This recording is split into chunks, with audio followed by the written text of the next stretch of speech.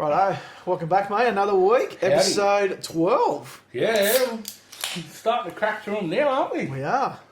That's 12 episodes with us, and then you got the couple of guest viewings we had so far, which is more to come. Yep. So we're getting closer and closer to that episode 21. Fucking that goal we got set. So Mate, the support's really good. yeah, 100%.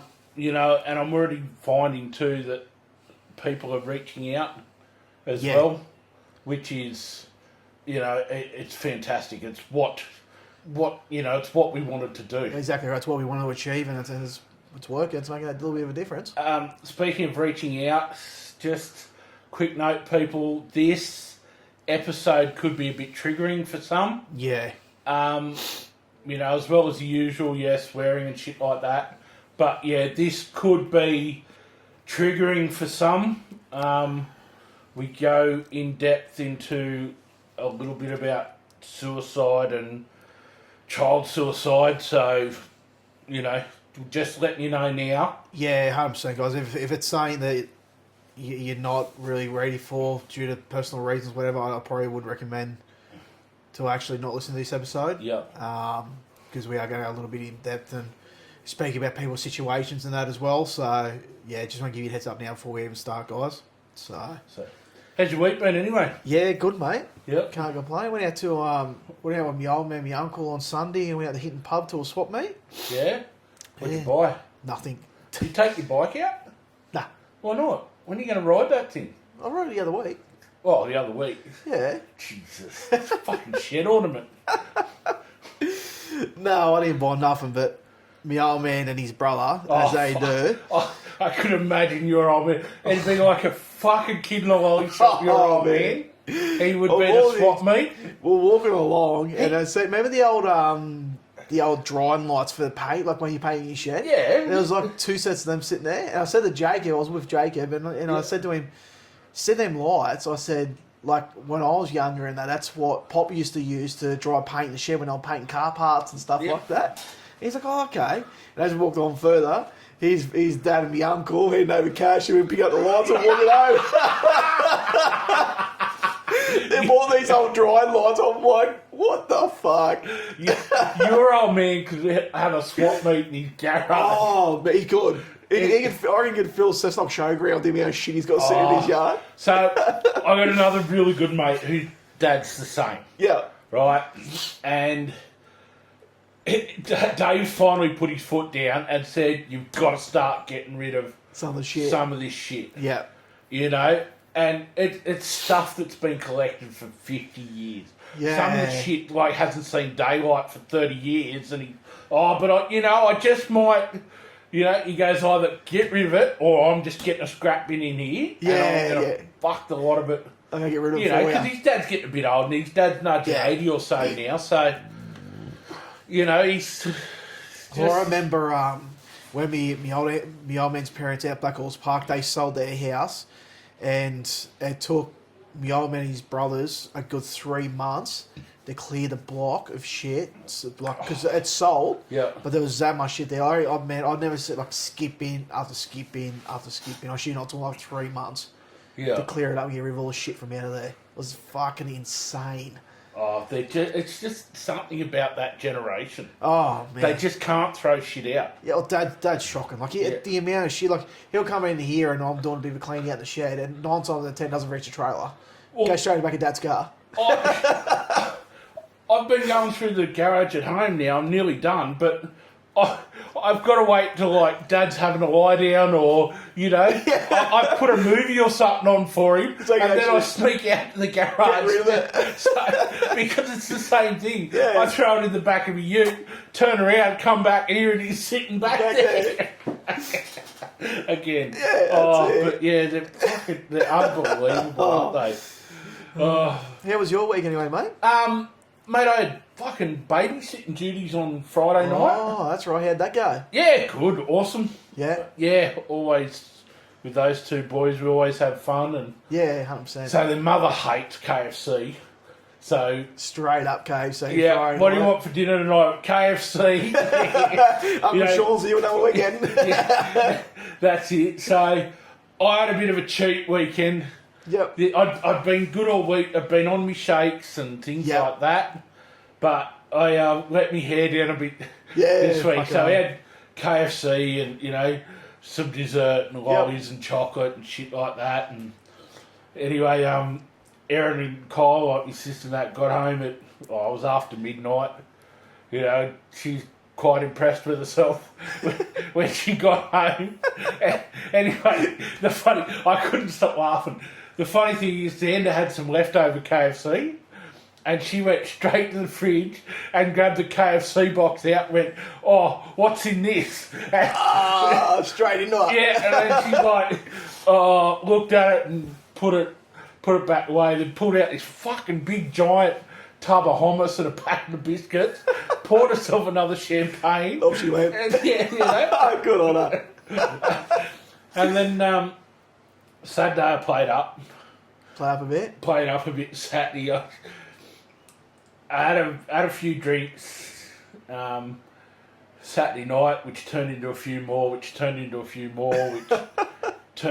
empty bottle later. But mate, I was a fucking menace on Facebook Saturday night. I was. Hence why you got to send me the message asking for me log on? Yeah, that's it. I thought I would have copped another ban. But apparently Facebook standards were on holidays 100%. Saturday night, or they were having a party or something because... Maybe they can see the good deed you do on this page, mate. They give you a little leeway for a couple of weeks. There was a few comments and stuff that were deleted off pages and stuff like that. Fuck. Yeah, so I was a little bit... I wouldn't say hungover, but just not 100% Saturday, so straight on to DoorDash, mate. Ordered the fucking big thing of chips and a couple of Chico rolls. And, fucking oath. Can't beat that. That was me, so... But yeah, apart from that, mate, every week was pretty good. Like I said, I've got most of the garage sorted now. I'm just waiting for someone to come and pick up a couple of fishing rods I've put aside for him and stuff like this. But I'll take the bike for a ride. I'll come pick him up. Yeah, right. One's a fucking 14-foot fishing rod, and you'd be fucking like jousting on the way out. Well, I'd strap it to the side. Yeah, straight to the side, mate. She'd be right. Mate, it's funny. So one of the sites I worked at with over in WA. Yep.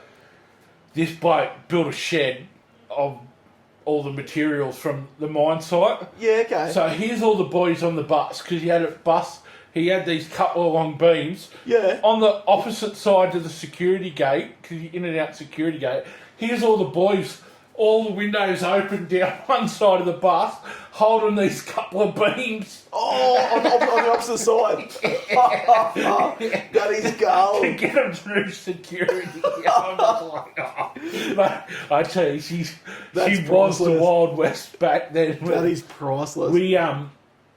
There was one site I worked at. It was town as well as FIFO. Yeah, so okay. You had a lot of the, the Indigenous Australians. Yeah, working there.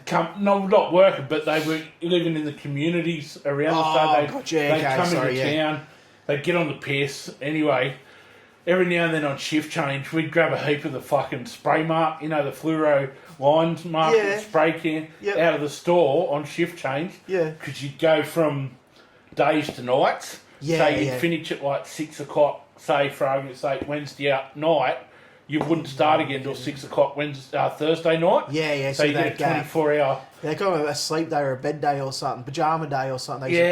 And so anyway, you basically got on the piss, slept all that day, and so we used to go around.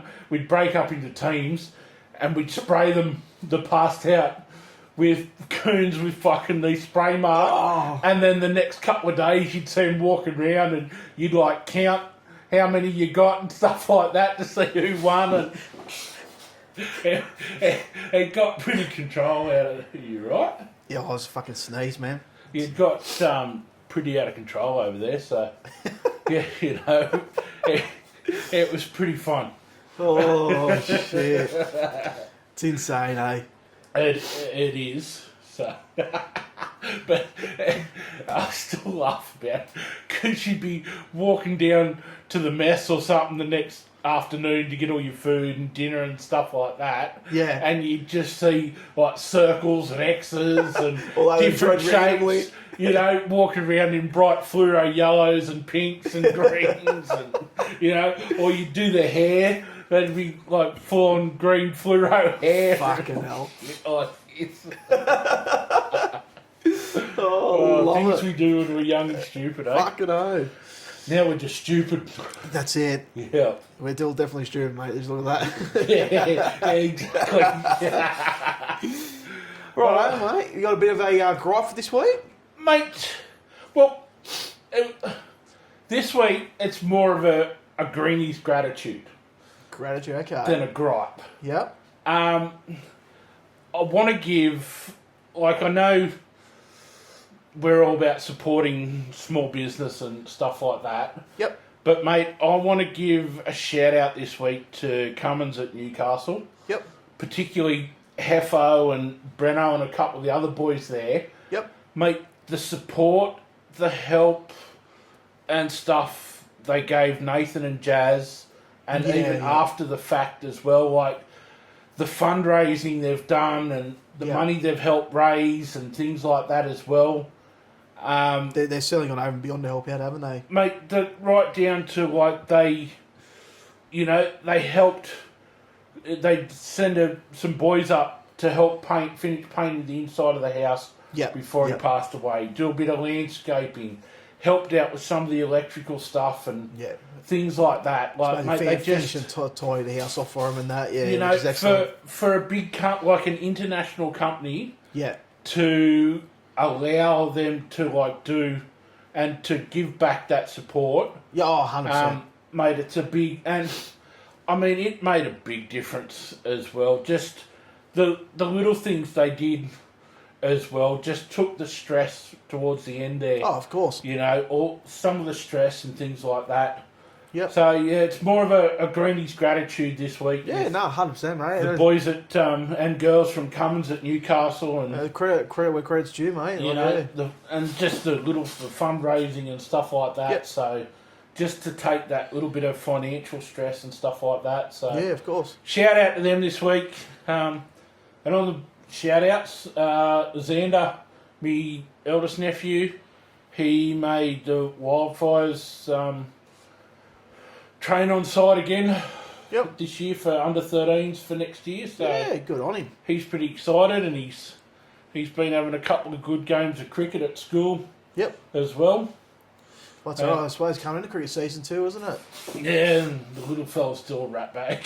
But hey, little fella's still go. He's a lot better at school too now and stuff like that. So it's good. You know, the boys are going well. But yeah, just a shout out. Who are they playing cricket for? Well, he's not actually playing club cricket this year. Oh, right. He's just been playing school cricket. Yeah. But yeah, this will be the first year in quite a while that he hasn't played. Because they're building a new sporting complex out the back of Chisholm. Are they? Yeah. Yeah. On the main street, you know where the I can't think, Government Road, I think it is. You come the back way, Thornton onto Raymond Terrace Road. Yeah. You turn right, head towards Raymond Terrace. Is it just there, the big paddock? Right. Put a big sport. Well, I noticed too they've started the shopping centre. That shopping centre. Yeah, they mean so. That's going to be fucking massive. It's going to have everything. It's going to have a what do you call Audi? it? Audi. Dan Murphy's. See, tavern. There's a tavern going in there. Dan Murphy's has just been bought out by Coles Myer. Oh, really? Yep.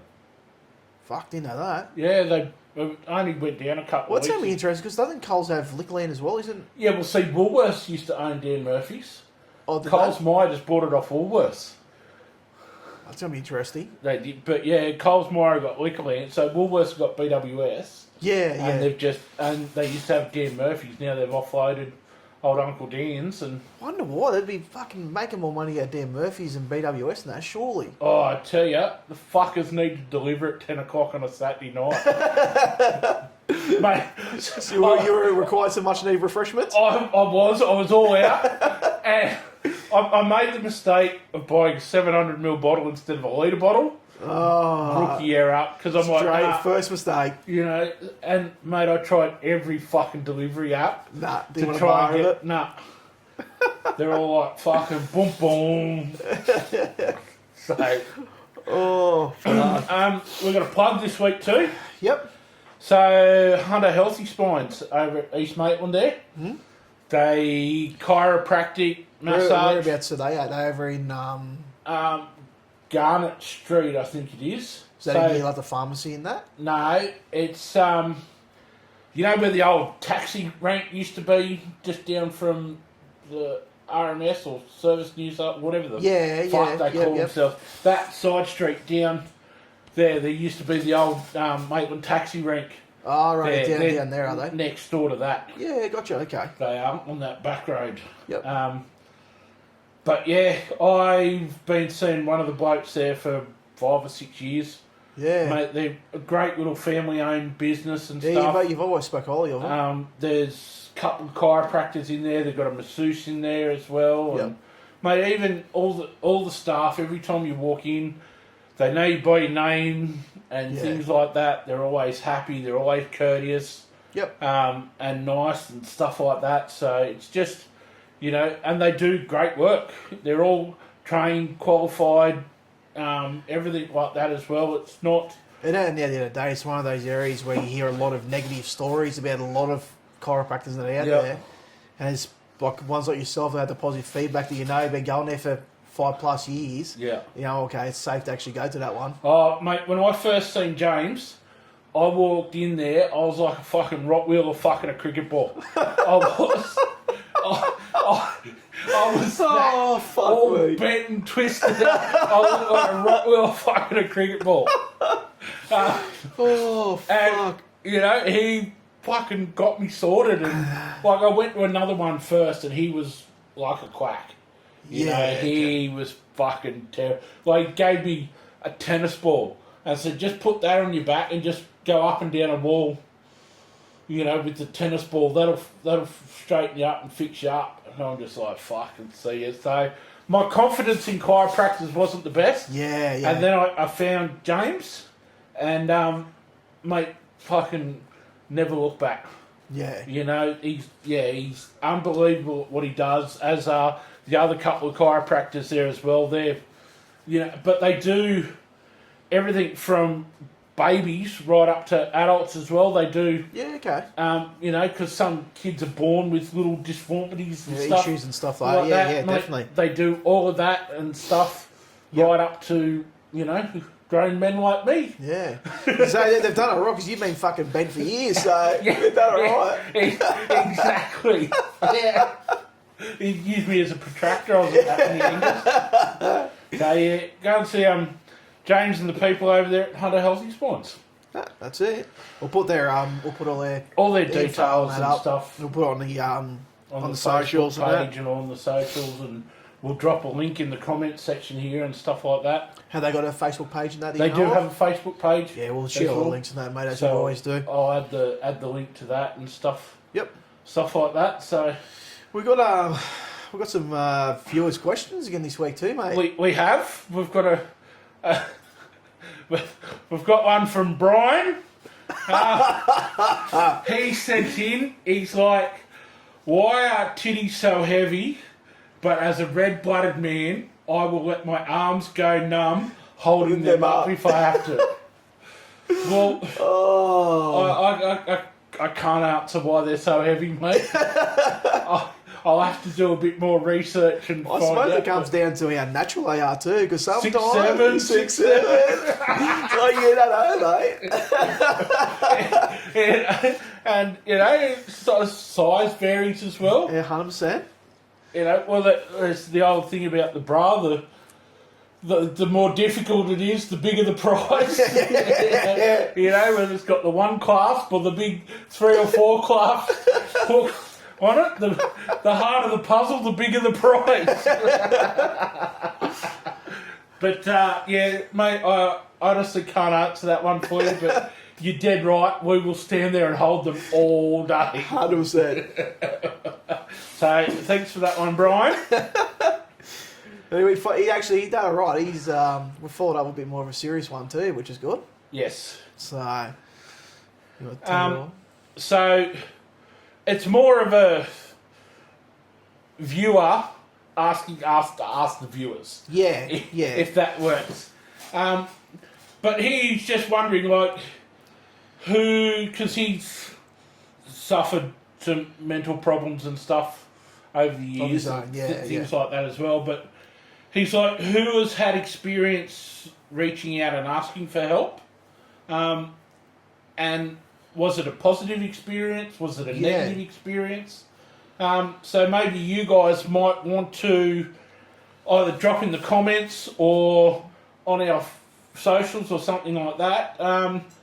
If you've had a positive experience reaching out for help, if you recommend something. So I go to John Granger Psychology at East Maitland. Yep. Right across the road from the Windsor. Fancy that. It's all about location. And I've been seeing him for a couple of years now, and mate, he's fantastic. Yep. He doesn't judge. He doesn't criticise. He's been so helpful, and he's helped get me back on track from where I was 100%. 2 years ago to now. So I still see him regularly. He takes the mental health plans and stuff that you can get from your GP and that. From your GP as well. So you get a Medicare rebate back. Yep. As well from well, that's it. As we spoke last week, obviously there's the financial strain that people withheld themselves from taking these options as well. Yeah. So at least knowing that a place like that, you have got that financial help there too. And Brian recommended. Where are we? I gotta find this again. He recommends Wayne Learmont, psychologist. He's recommended him, and people have taken up his recommendation, and has helped with all sorts of. So they cover a large range, like mental issues as well as and addiction, financial, love life issues, things. Well, you leave it like you said, addictions. That doesn't necessarily be people automatically assume drugs and alcohol, but it could be gambling or anything. And that's right. So so if you've had a positive experience or something like that, or recommend somebody.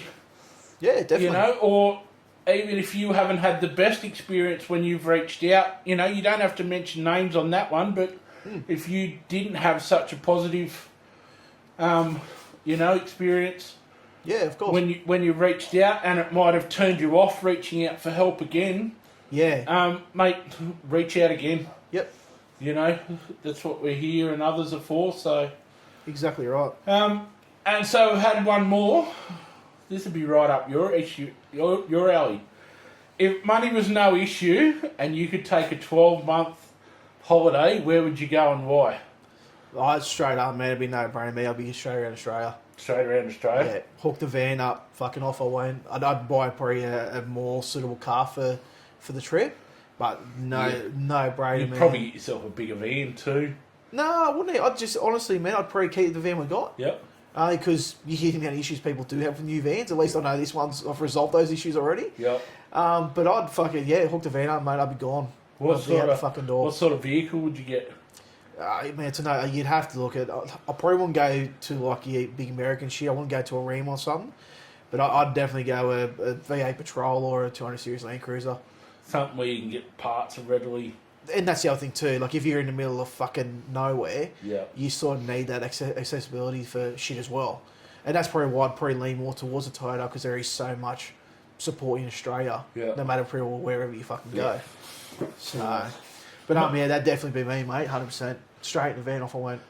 I would follow the Marlin bite around the world. That's a good one. Yeah, money no option. I would follow the Marlin bite around the world to all parts of the globe. Just fuck it, that'd take you all over the world too, wouldn't it? Doing that, mate. You'd come back with fucking arms like this, biceps like this. You wouldn't have to worry about gym membership, would you? No. Chasing that grander, the ultimate, the 1,000-pound Marlin.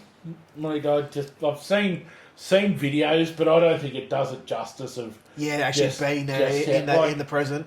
I've seen, that sort of 80 to 150 kilo ones up close and personal, like right next to me boat and in me boat, and they look big, but you think, fuck, something that's, 5 times that size is heavy. Yeah, and you can't imagine. Yeah, the photos don't do it justice. Yeah, that's it, man, 100%. Quick shout out to Enda too for the drink tonight. Thank you. Got your little frappe, you faggot. Yep, got a little frappe, so thank you to Enda. She even gave me a spoon with it. Well, she knows what you love dribbling, so yeah, well, she'll help you out, mate. That's it. I won't tell you what the spoon's for. But yeah, guys, let us know if you're in the same boat. If you ran into substantial money and you travel for 12 months, what would you guys do? Yep. Let us know. Hit us up on the socials, Facebook page. Drop a comment in here when we on Post YouTube or Spotify when we do it. 100%. So, Well, what we'll get on to next, mate, is one of our followers actually reached out. Just to reiterate, a bit of a trigger warning here. As again, so if you are having issues or going through stuff, mate, phone 000 straight away. Yeah, definitely. As well. If there is, life threatening, if you feel that you can't go on any further, 100%. Phone 000. But yeah, just to reiterate that trigger warning here, people, it's going to get pretty serious. So yeah. So just to touch on base, one of our followers has actually reached out in regards to their personal event that happened in their life, involving mental health, and which led to suicide with their partner at the time.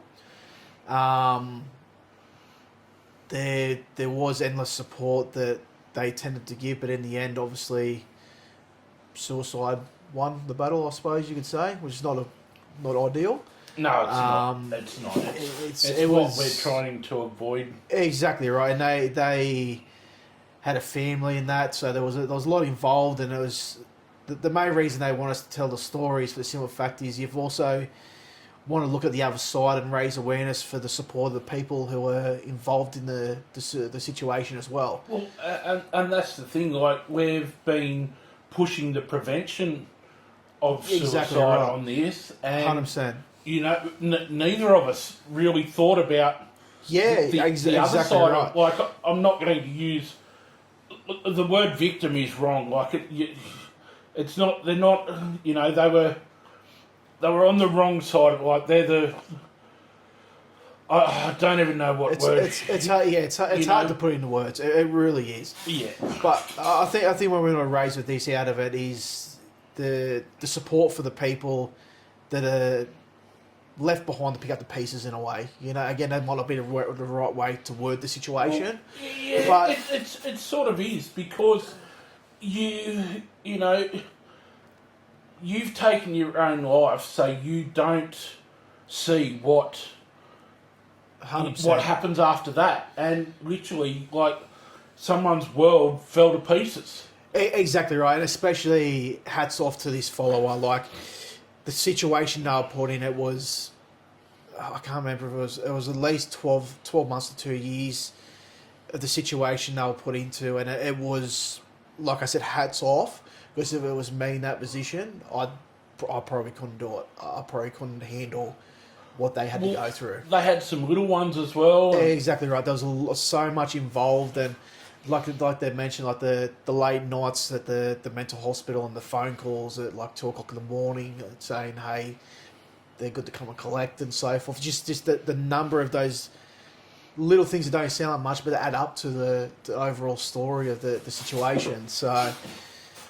And that's probably, like I said, I don't want to go too far in depth or mention names of exactly with the story. They have given us the okay to talk about, so this is why we are talking about it.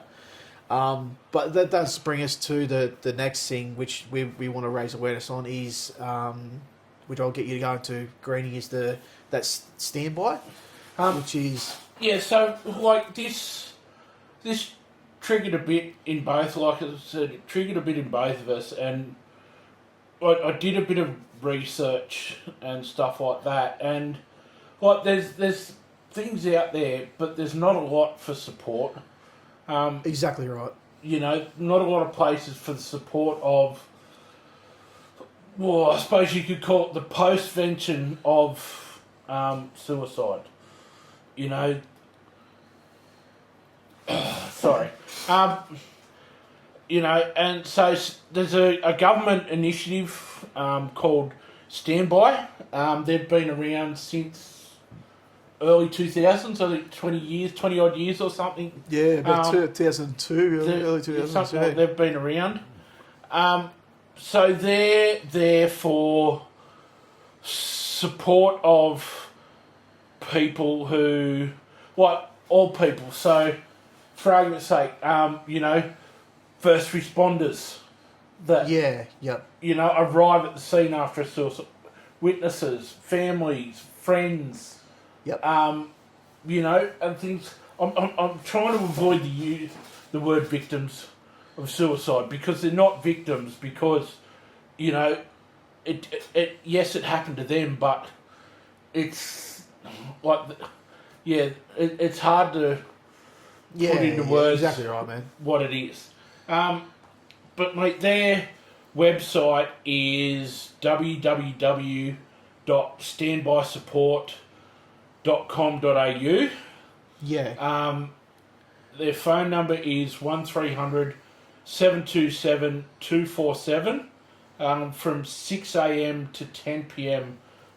7 days a week. They've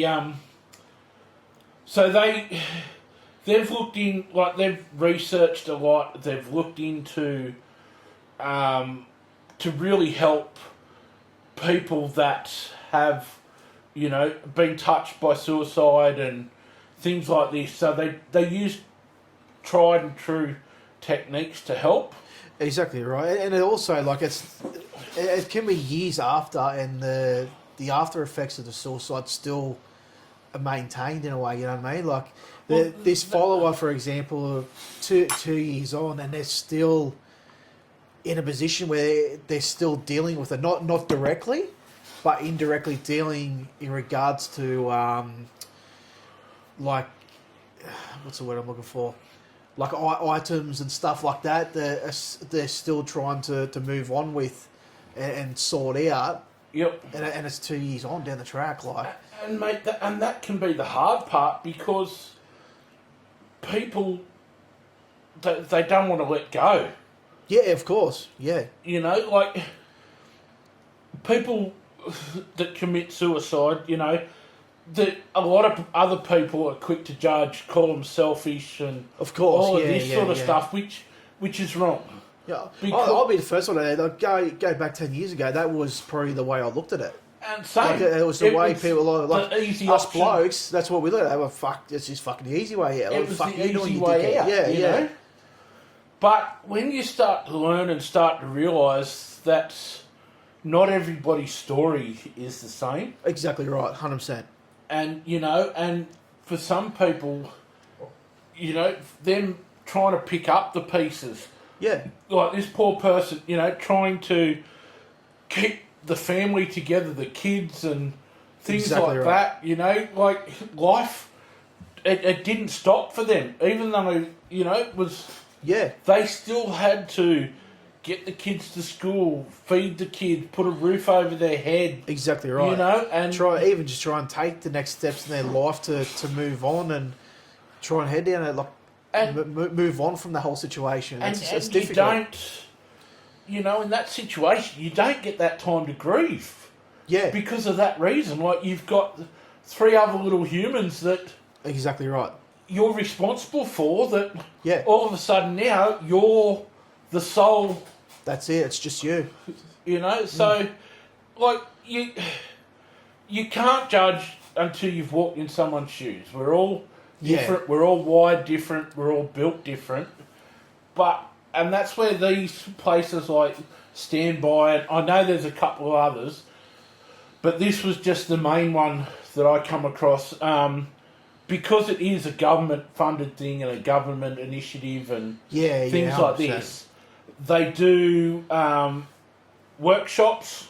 Yeah. They have resource packs. Yeah. That they can send out and things like that. They do like group meetups and stuff like that Group too. meetups, things like that. Yeah. They do face-to-face counselling and things like that as well as on the phone. But yeah, so I've come across to the 22nd of November. Yep. It's International Loss of Suicide Day. So basically, the people that have taken their own lives, it's a thing for the families or the friends or for basically the supporters around that group, that person who's committed suicide. And support groups. So that's 22nd of November this year. And their theme this year is SHARE, which stands for Share, Honour, Acknowledge, Remember, and Empower. Yeah. So these are things to try and help the people overcome the grief and... Yeah, of course. So obviously, like, share the story of what happened. Yep. By sharing the story, it could help someone else and go, well, hey, I'm in a similar boat. Yeah, exactly right. Yeah. Honour the person. Yep. Don't just kick their memory to the curb and,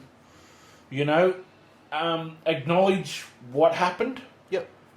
So acknowledge it and say yes. Don't just try and put it in the cupboard and forget to lock it in a key up here because it'll keep coming back. Exactly right. And I think we're acknowledging it, which leads into the next one, which is remember. Yeah. Like I think they sort of working together, don't they, in a way? Like you need to acknowledge it to remember that person.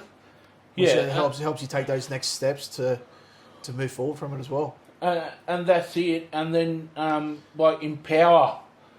So don't say, oh, they took the easy way out, or they're selfish, and obviously, just try and empower them a little bit to. I suppose it's more empower. It's more like to give people an understanding of it too. You know what I mean? Like it's a big fucking thing, suicide, and exactly right. Like I think it's giving the people the understanding of it, not just fucking turn a blind eye to it. Yeah. Right. And that's the thing, and this is one thing, sort of, if you do have these thoughts, and you think there's no other way to fix it, that there is always, help, or there is, it's not the last resort, it's you don't even think of it as the last resort. Yeah, of course. If you do have these thoughts and you're thinking nothing else has worked, think of your family. Yes. What's going to happen after you're gone? Yeah. Think of your mates, your friends, things like that. Think of the devastation that you might... It's just not anyone. You got to think of, it also expands outside of that, even workmates, your workplace. You'd be surprised the amount of people that have the effect of working with someone and find out they've committed suicide. That can take... You may not be close to them, but it's still going to have an effect on them too. Yep. And that's exactly right. It's the effect that you're going to have on people, and... I still... So, a little bit off topic, it was my uncle's 15th anniversary on the week. He didn't commit suicide, he died of natural causes. But even still, just... 15 years later, I still go through the process of being there for Dad, having to organise the funeral and... Exactly right. Things like this. And so these are all the things that people that loved you have to, do, knowing that you didn't think that you could reach out, or you didn't think that you could, you didn't think you had any other options. Yep. So these are all the little things. So, guys, just like we keep saying, there are other options. Please just, if you're ever in that situation and you're having those thoughts, like I said, ring 000. The Marta has a great outpatient mental health thing here in Newcastle. 100%. And this is where, in the story I just told, that's where this person spent a lot of time in and out of in the last 12 months. They were on Earth still. Yeah. So it is hard, getting through out of what you think you can't get out of. Yeah, is very hard, and I know that from experience. And mate, I'll be honest, I had those thoughts. Yep. And I acted on those thoughts. I was just lucky due to circumstances that, I'm still here. Of course. Today. Yep. And I thought there was no other way out. I thought, and you don't, when you're in that mindset, you don't think about... You literally feel that is the only option. The people around you and stuff like that. And, mate, to this day, I'm glad that, I didn't do the job properly. Yeah. And that I'm still here because I can now see, I'm still climbing those steps. Yeah. But I can start to see the light now at have more of an understanding. The top of those steps and things like that. So, believe me when I say there are other options. Yeah. And I know that you don't think about anything else when you're in that mindset. But yeah, exactly right. It's hard, it is obviously very hard to get out of, but take the right paths and the right steps and you can do anything. So, another really pretty dark thing that we need to talk about as well, which is probably going to upset a few people as well, is child suicide. Yeah. I think we spoke about this tonight in regards to before we decide to talk about it, but it's something that we feel that it does need to be spoken about. It is real. It is out there. Yep. It's something we feel that we need to raise the awareness on too, because, again, like you said, it's sort of like a taboo sort of subject, isn't it? And no one speaks about it. No one wants to speak about it. Like, it's hard enough people want to speak about adult suicide. Yeah. And then you go to child suicide, and it's just a completely different kettle of fish again. And made it a thing. 100%. It is a genuine thing.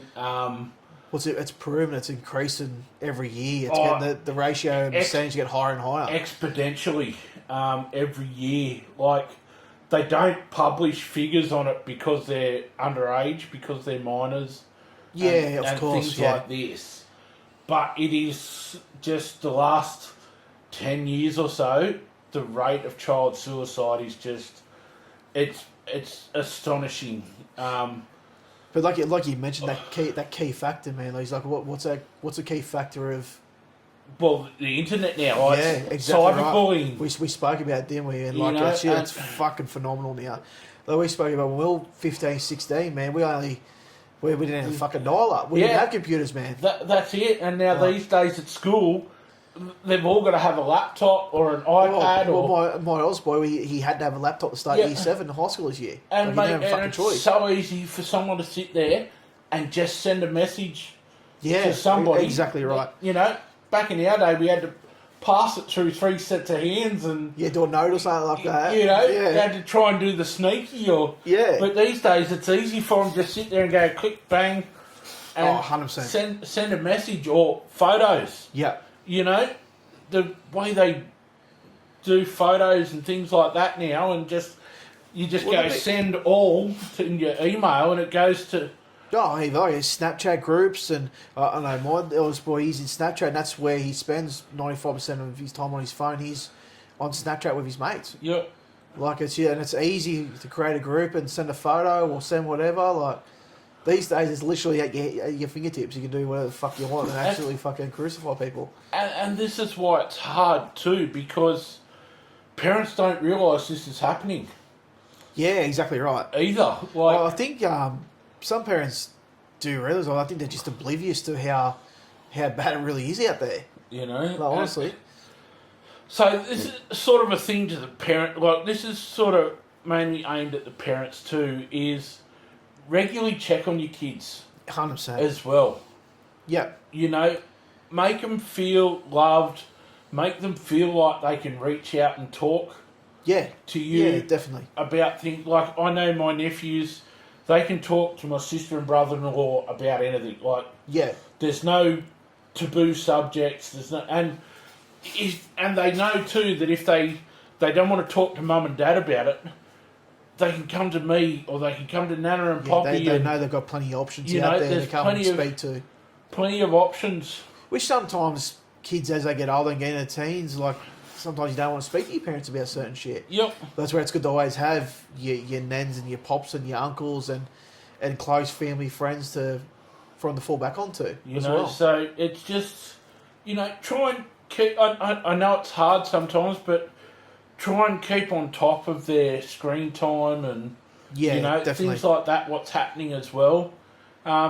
Just put the security communication options. too. Yeah, put the security and the communication in place to Yep. allow them to feel comfortable. That it doesn't matter what it is, or even if they think they'll be in trouble for it, but feel open to come and speak to you in regards to it.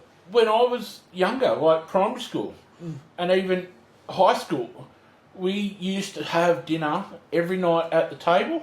Yeah, The five of us would sit there every night at the table, and we had to go around the table and talk about our day, what we Yeah. got up to, good, bad, indifferent. yeah, 100%. And We things like, try and do exactly that with our kids, man. We try and do it. We don't do it every night, but at least 3 or 4 nights a week, we try and do exactly that. Talk about a good thing and a bad thing happened that day. Yep. Just gives an option to speak. Even with Noah, like he's still preschool, and he will talk about his good day was how he had couscous at school for lunch, and his bad day he wasn't allowed to go outside and ride the scooter.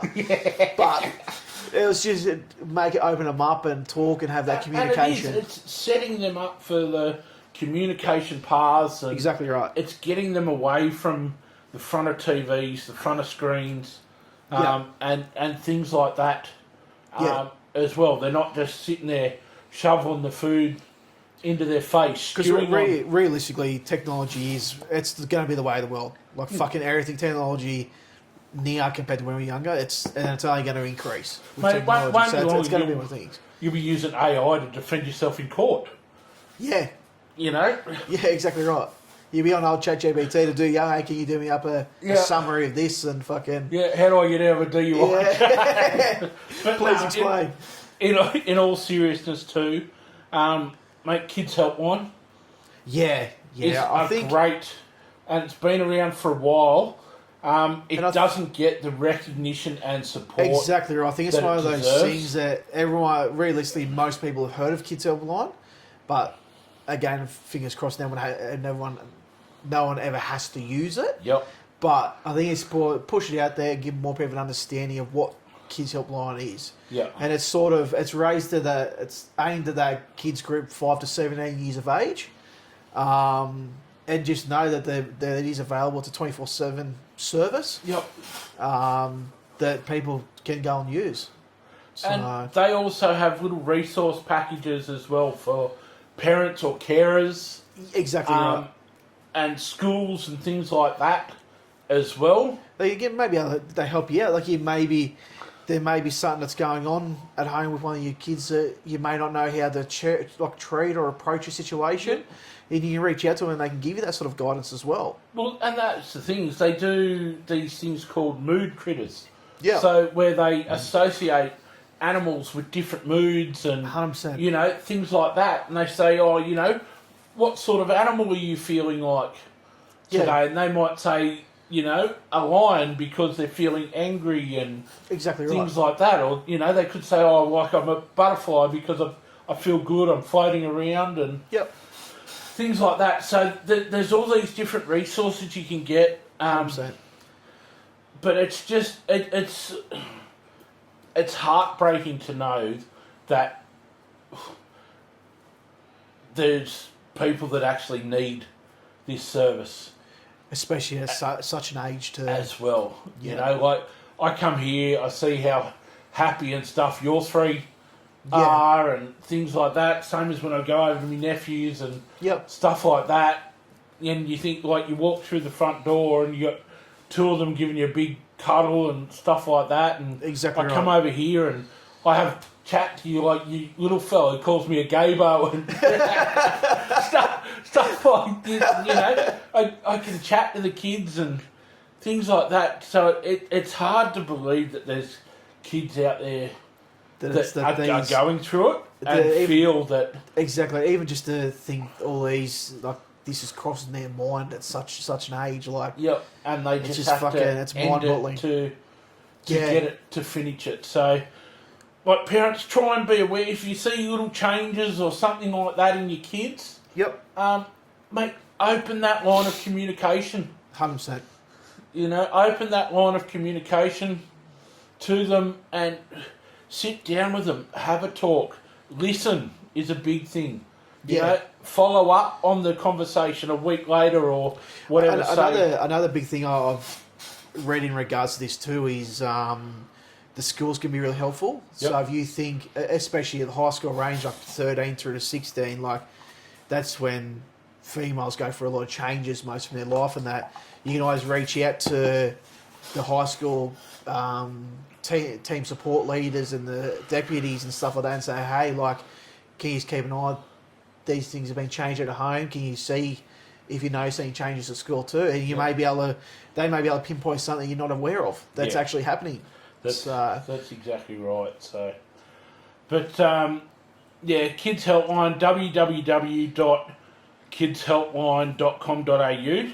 Yep. Or 1800 551 800, 24/7. Yep. Like I said, they've got things in there for parents and carers and stuff like that as well. Exactly right. They also have like good little resources and things like that that might just, you know, because unfortunately, you know, kids, their brain works a little bit different to ours, and yeah, exactly right. You know, they think there's only one way to get something to stop.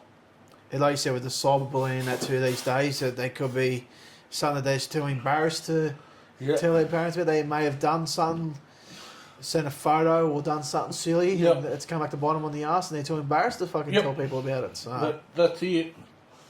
So anyway, yeah, that's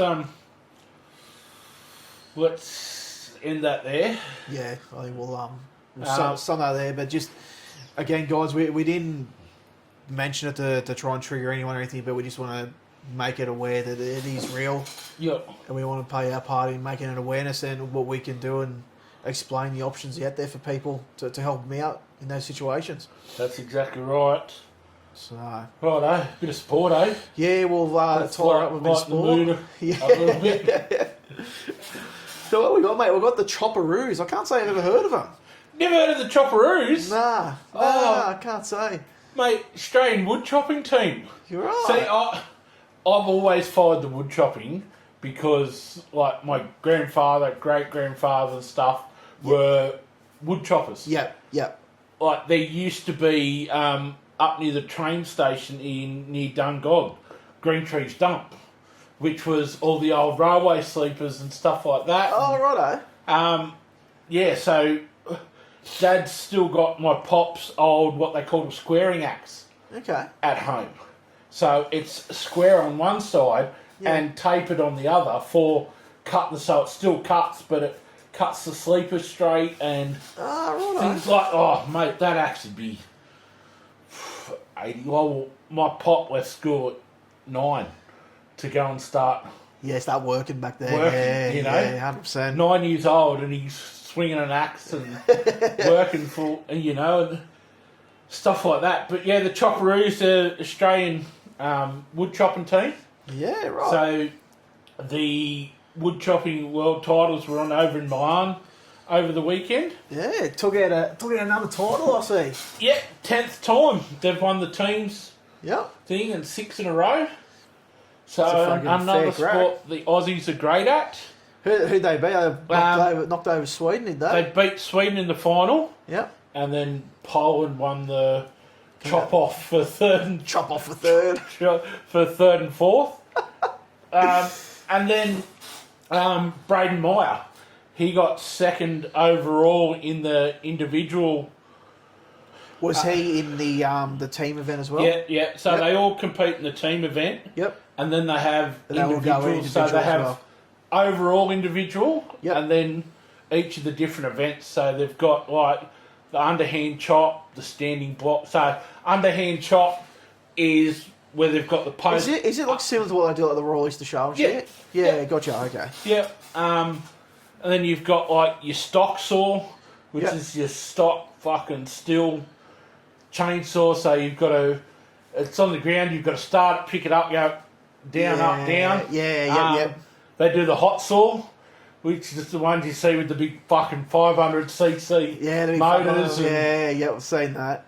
Your standing block, which is obviously where you're over the block, and I remember that done on the remember years ago on the footy show, I have Chief and that fucking done that. yeah, I remember yeah, that. that's it. And then you've got the single buck saw as well, which is the old school fucking where they had the one on each side, and you see. Oh yeah, the big long saw and they fucking cut the slice off. Yeah. So he finished second overall to a fucking sheep shagger. Really? Yeah, fucking Kiwis. Well, we'll claim as an Aussie because you won. Nah, he's still a sheep shagger. But yeah, Braden finished top 3 in all the events. They entered for over the competition. Over the whole competition as well, so... Yeah, no, it's all... I don't mind the wood chopping. Yeah. It's sort of in the blood and... Yeah, 100%. Stuff like that. Dad's still got a couple of his old axes and stuff. Yep. At home, the old Kellys and... Things like that, so... another good win for the Aussies, and then we had the International Crown Women's Golf Teams event. The Aussies, over the Aussie weekend women in took it South out. Korea. Really? Yep, so Aussies got up in that. Aussie women cleaned up. Yep. Fuck yeah. So there's 4 to a team. Yep. And it's played over 3 days, so it's an elimination event. So it's not like a cumulative points. So he's played one course? Yeah, all at one course. Yeah. Is this the one the men's had one there a couple of weeks ago? No, that was the Ryder Cup. That's America versus Europe, so that's a match play. That's what it was too. Yeah, so this is match play as well. Right. But this is just 4 to a team. Yeah, gotcha. Elimination. So the Aussies were lucky to make it through to the final. The women's? Yep, the women's. They beat Thailand on the last hole of the last match. So they have 3. There's 2 singles and a 4-ball. So there's a pair. So it's out of 3 games. Yeah, gotcha. And so it took to the last hole of the last game. So they squeezed into the final. And knocked it America out. were unbackable. Really? In the final, and then the Aussies cleaned them up. Fucking pulled it together like we do. Fucking pulled it all together like we do and fucking smashed off the park.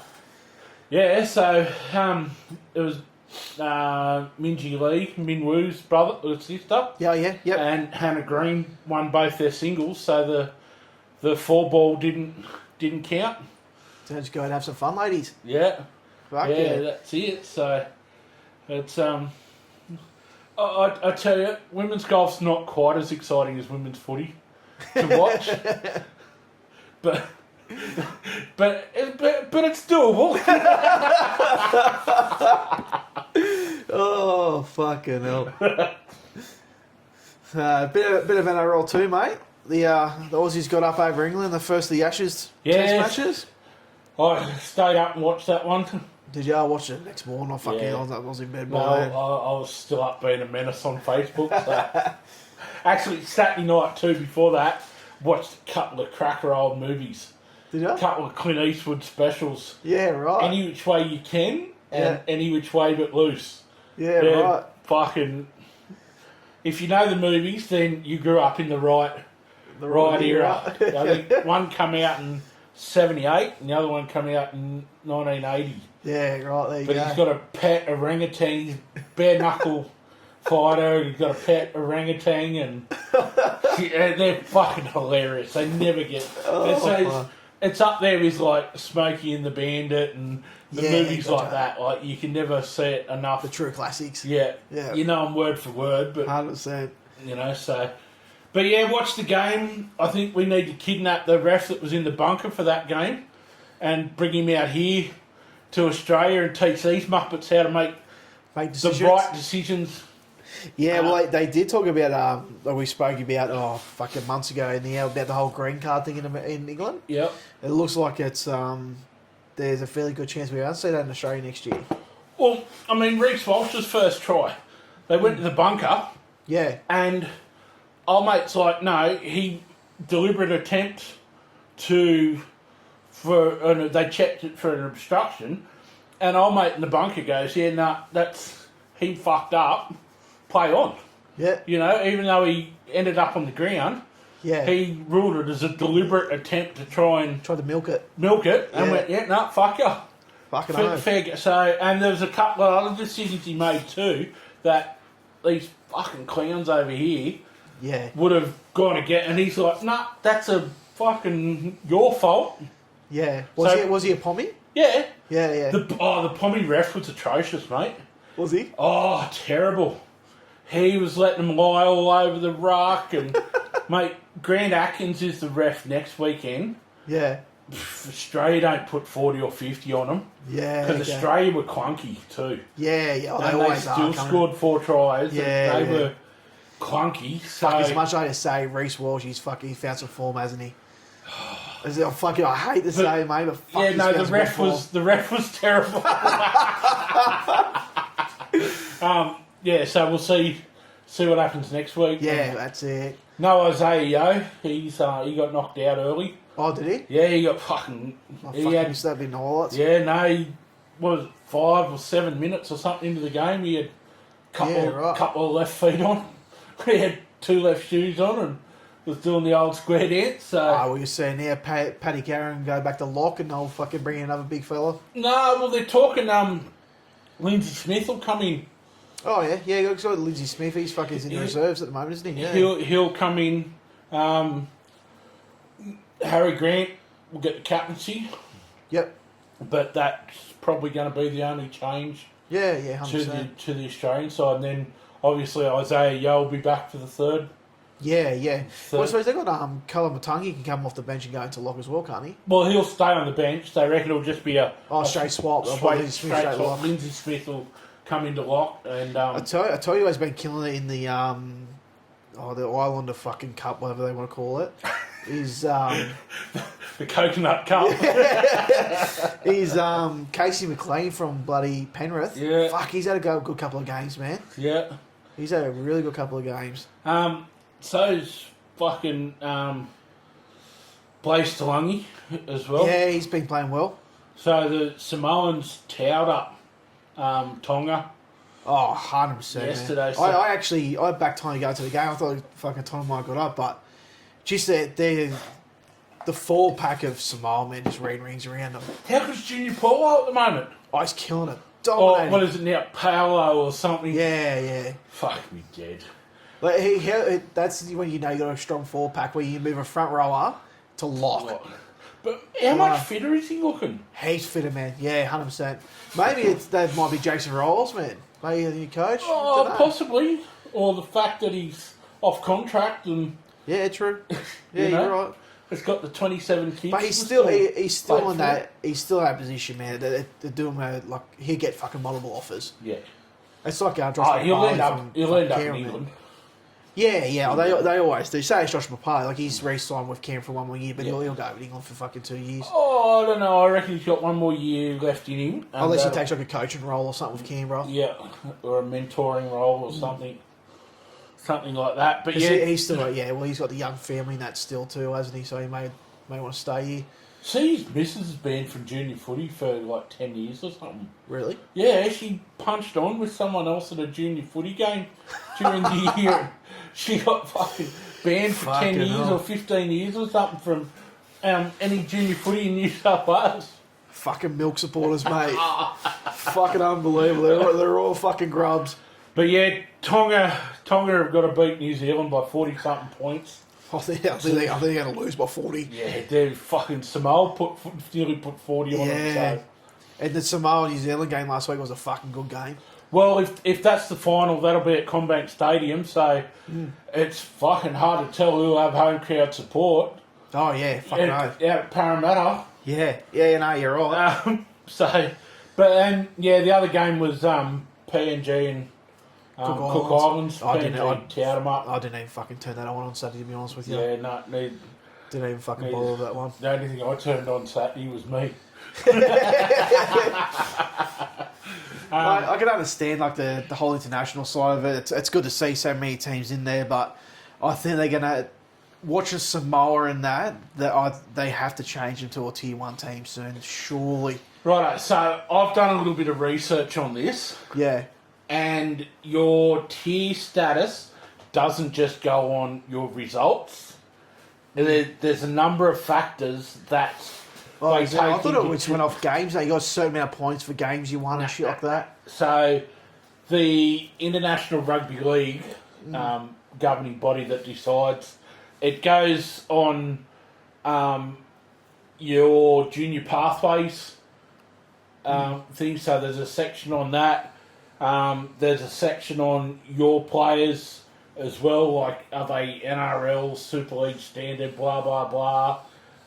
Games won is part of a factor. Yeah. And there's a couple of other, like your governing body as well. So obviously, like the NRL's the Australian governing body. New Zealand Rugby League and stuff like that. The structures you've got. Yeah, so realistically, based off those factors, it probably is going to be a couple of years away before they'll be classed as a tier 1 team. Yeah. Like on paper, they're fucking. Like I reckon that Samoa team could give Australia a run for their money. Yeah. On paper, yes. Yeah. But and that's the thing. Like you look at. This is the whole tier 1, tier 2 state of origin debate, and if Samoa and Tonga get promoted to a tier 1 nation, it means that those players then are not eligible for state of origin. So are they then going to change the rules for origin? Well, no. So playing half for argument's sake, is he going to pick playing for Samoa over playing state of origin and for Australia? Fuck no. If Samoa get elevated to a tier 1, like obviously he's picked over Australia, fair enough. You understand? Nation, surely you wouldn't pick over origin. This is the whole debate. If we want them to become a tier 1 nation, then we need to change state of origin eligibility. Then you have no can of worms because then you got the fucking Kiwis too, man. Well, Kiwis are tier 1 nation as well already. Right. Yeah. So that's why the Kiwis aren't eligible to play. Same as like Victor Radley and that, why he can't play state of origin, because he nominated England as which is tier 1. So that's what I'm saying. Like if they elevate Tonga and Samoa to tier 1 nation, then all of a sudden that Samoan team that's full of state of origin and Australian players, they've got to make a choice then. Yeah. Do we stay playing for Samoa and only play 2, maybe 3 games tests a year, or do we go for Australia? We get our 3 state of origins plus a couple of internationals at the end of the year, and that. It's all about padding the back pocket, isn't it? Yeah, well, that's it financially too. Yeah, you're right, 100%. Because I don't know if they still do or not, but they used to, all their representative money gets kept in a pool, and when they retire, they get like a large sum of money. That's the way it used to be. They get it at the end of each year now. Oh, do they? Yeah. Okay. I remember they must have changed because, I remember, I can't remember, it might have been Matty Johns actually, on one of his podcasts. Yeah. And that's what he said. So you played your whole career. Yeah. And then at the end of your career, when you retire, all your money from playing on representative football, like Origin, Australia, fucking so forth. Yeah. All in one big fucking large sum. Well, that's what the old coal mines used to do with their apprentices too. Their coal bonus, they never got it weekly like the tradesmen. You'd go through your whole apprenticeship and they'd bank your coal bonus, and then when you finished your 4th year of your apprenticeship, you got large sum of money there. You got your coal bonus. That's a good idea. It's like a savings for them, isn't it? You could go and buy a house or something like that, like a deposit for a house or something like that. Mate, straight to the cash. Straight fucking... He was just giving me 50 grand. I'm going straight to the casino, mate. But see, again, fuck. this is why I'm wired a bit differently. You know, you say buy a house, I say go to the casino. Let's fucking see if we can triple or quadruple. Yeah, that's it. You're right. Oh, Hence fuck. why, you know. Yeah.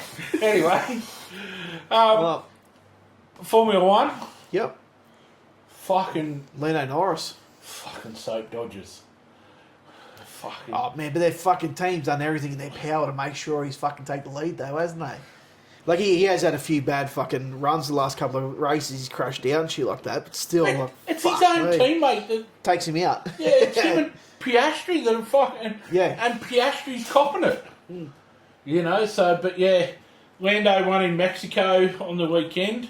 Yep. And he's Couple of points clear now. 1 point Yeah, okay. clear, and then you've got Max, who's back about 30 points now. Well, McLaren's how on many points do they get for a win? 25. So it's Okay. only places 1 to 10 that get points. Yep. So it's a sliding scale. The 25 through to like 1 point for 10th, for example. Yeah, so I think it's like 25, 18 for second, Yeah. 12, 10, you know, down to 10th gets a point. Yep. And then 11 to 20 get the old participation Get a little ribbon. trophy. Yeah. So, yeah, Max is still a chance. So it's only those three that can theoretically win Still take the it out. Drivers' Championship. McLaren's already wrapped up the Constructors' Championship for the Yeah, year. they won that fucking couple of rounds ago. They won that pretty Yeah. comfortably, eh? So there's 4 rounds left to go. Yep. What do we got? We got Brazil next. So was it like just at Mexico, was it? Yeah, Mexico Yeah, City. yeah, yeah. Yeah, there's 23 million people in Mexico City. Really? So pretty much the whole population of Australia, Australia. is in Mexico City. Oh, fucking hell. Yeah, right, there you go. Yeah, and I was having a bit of a chat with one of my mates on the weekend, and, you know, we was talking about how many games Man City played the year they won the triple. So they won the Premier League, won the the treble, Champions, yeah, yeah. and the FA Cup. Yep. And it was up near 100 games. Yeah, it's For- fucking for phenomenal, the year. man, eh? And I'm like, my argument was yes, but they're only running around for 90 minutes, so it's not like they're belting into somebody, getting the snot belted out of them, Yeah, yeah. and then have to belt the snot out of somebody, then getting the snot belted out of them. You know, there's not that physical They're not getting their energy drained. attribute. Nowhere And near it's as quick. like, oh yeah, but you know, they've got to travel different countries and things like that. And I'm like, mate, you fall asleep on a train over there after a big night at the piss, and you've gone through 4 countries. Yeah, you're right. I said, you drive 12 hours over here in Australia and you're still in the same state.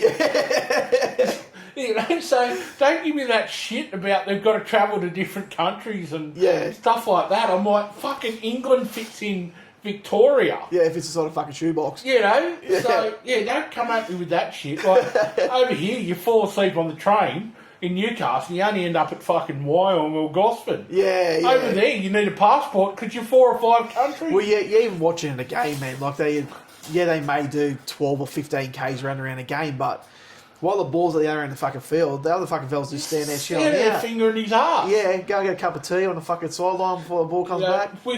we all know my thoughts on soccer, and yes, I'm trying to understand this game, but it's hard.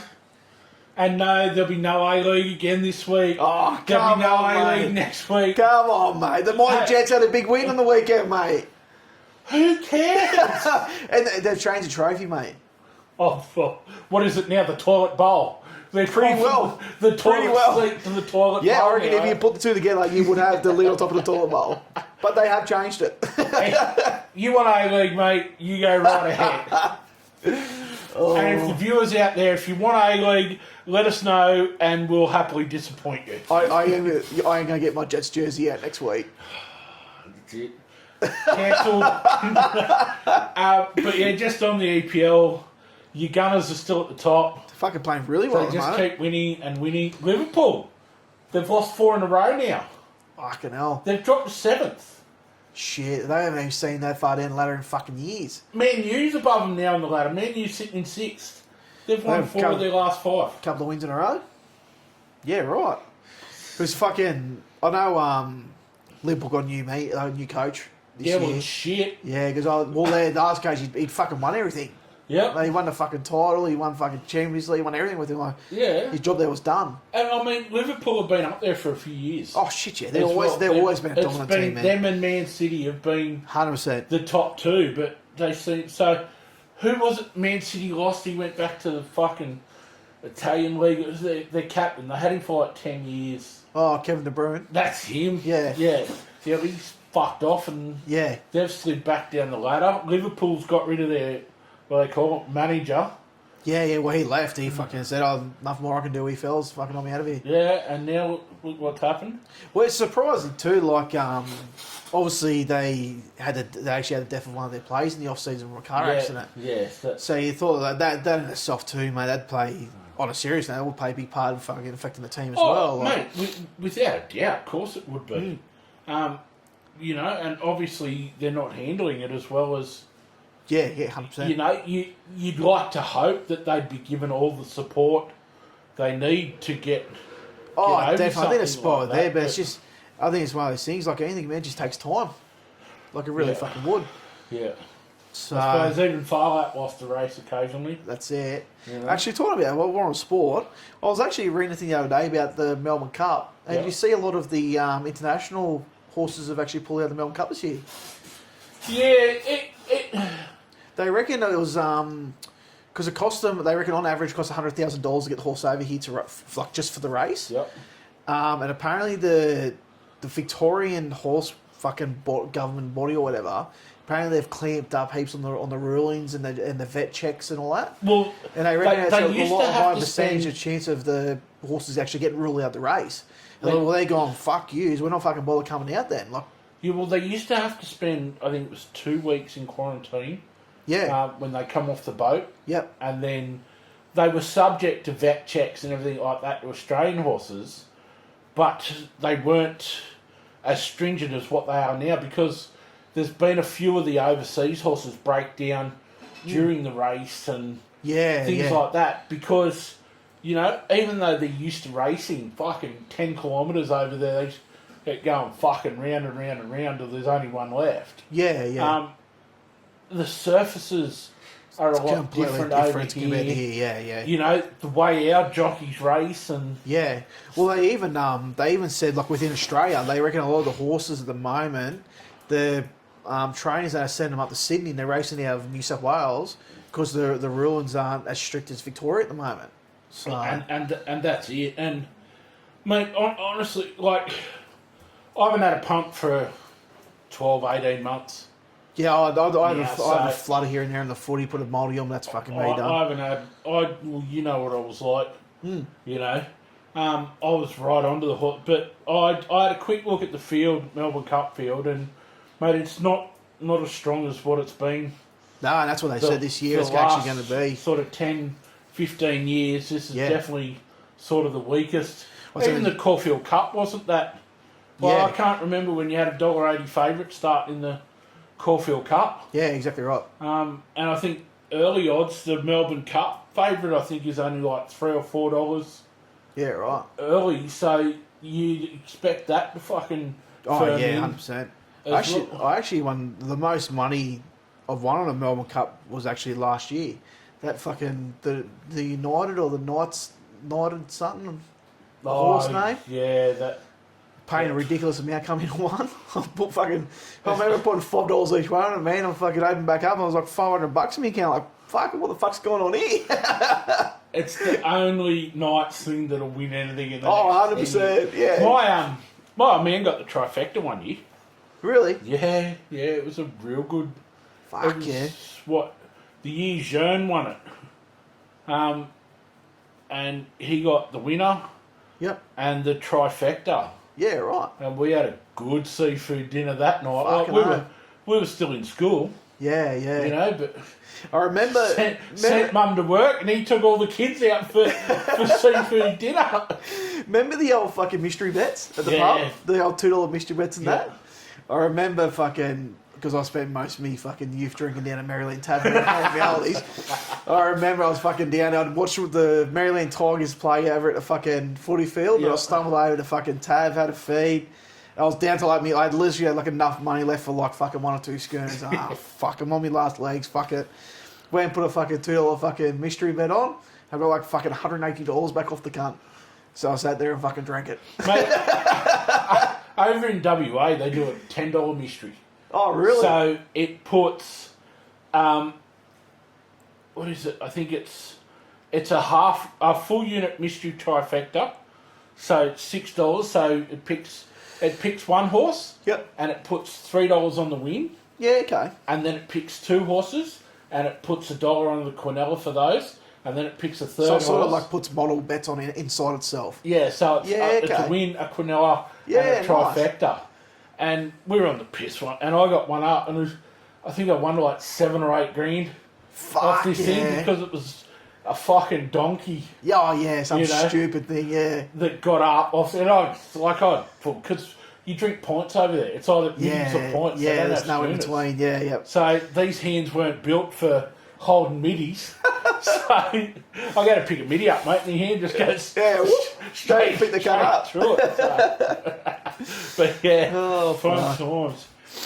Anyway, I think that I'll wrap it up. I think we might wrap it up. Look, I do apologise if it was a bit upsetting for you or whatever. It definitely wasn't our intention. Oh, 100%. Like we said, but just know there are support networks for all ages and, you know, things like that. You can always reach out to us too as well. Yeah, 100%. And don't forget, people, if you've got questions, topics, subjects you want us to answer or talk about, send them in. We'll put a post up too. So, like I said, if you've had any good experience with reaching out for help or stuff like that, let people know. The more options we give them, the 100%. better we can do. What else? Like, follow, subscribe. Yep, all the usuals. Invite all the Spotify. YouTube. We're at 300-400 followers now.